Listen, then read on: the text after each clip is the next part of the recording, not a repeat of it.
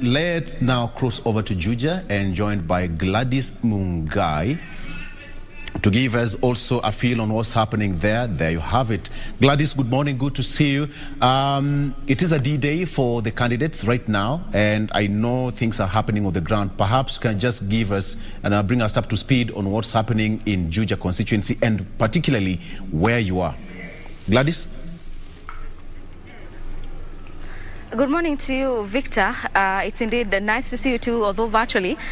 We are live to you from Gashororo Primary School in Juja constituency, and we are here to follow up on the voting process of the Juja by-elections. And from what you can see behind me is a relatively low turnout exercise, as there are not so many members of the public coming out to cast their vote in favor of any of the 11th candidates who has expressed interest in this particular vote. You also remember that this Juja parliamentary by-election has occasioned by the passing on of the former member of parliament from this area, that is Francis Munywa Waititu, who passed on February this year owing to issues to do with brain cancer. And so so far 11 candidates have expressed interest in this particular seat. 6 of them are coming from political parties in the country. We have them ranging from the Jubilee Party, the Maendeleo Chap, as well as UDF and matters to do with Maendeleo Chap, and a couple of other political parties that have fielded candidates in this particular by-election. And one of them is also the New Democrats and the People Party of Kenya, as well as the National Liberal Party. 5 other candidates are independent candidates who have also expressed interest in succeeding that former particular member of Parliament.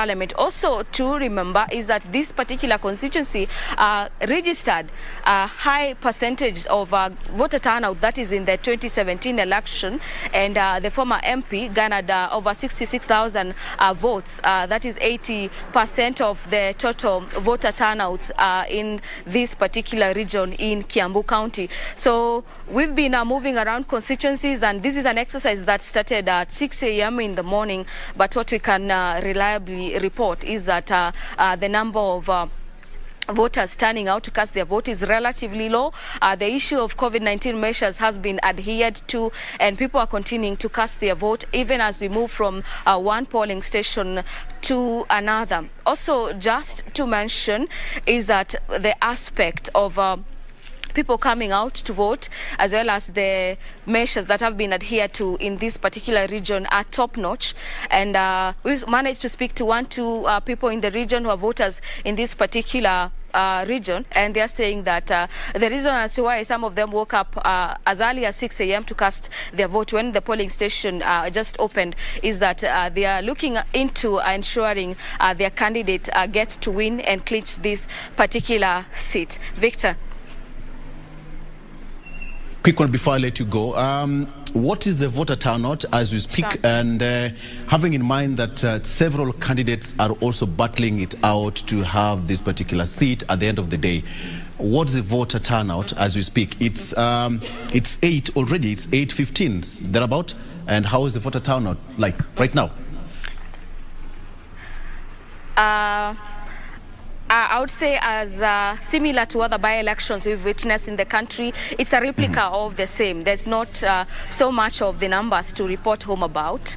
The queues are relatively, I would say they could be running dry from an hour from now in the event that people don't show up to vote. But I believe that more voters are going to show up. But what I can report is that there are not so many people turning up to vote, as it can be seen behind me. There are no long queues as witnessed in the main general elections, but that has also been a trend in a lot of by-elections we've witnessed in the country. But it's the mood is relatively peaceful. People are turning out to vote, to cast their vote, and from here we'll be moving to other constituencies and also seek to speak to members of the public as well as the returning officers in regards to this particular whole exercise, in regards to how it's being carried out and how they are ensuring that they facilitate each particular person eligible to cast their vote in this particular by-election. Also to mention, Victor, is that so far the Independent Electoral and Boundaries Commission has has conducted over 8 by-elections, the recent ones being the Matungu by-election, Kabuchai by-elections, and as well as Matungu by-elections. And we have another one just coming up in a few months from now. That is the by-election for Kiambaa constituency. That is the latest we have from Gashororo Primary School in Juja, and we'll be moving around other constituencies and reporting to you what we get on the ground on other polling stations. Also to mention, matters to do with security has been beefed up. We've seen members of the police force just technically are trying to ensure that the process, there are no fracas that get to emerge during this voting exercise. You also understand that there are people who probably want to cause fracas during this particular exercise, and members of the police force are here at Gashororo, as well as other primary schools and other polling stations. We've moved around to ensure that the exercise moves on peacefully as has been planned. That is the latest, Victor. I'll now hand you over to you as we move to other polling stations and report to you what we find on the ground. Absolutely beautiful. Thank you so much, Gladys.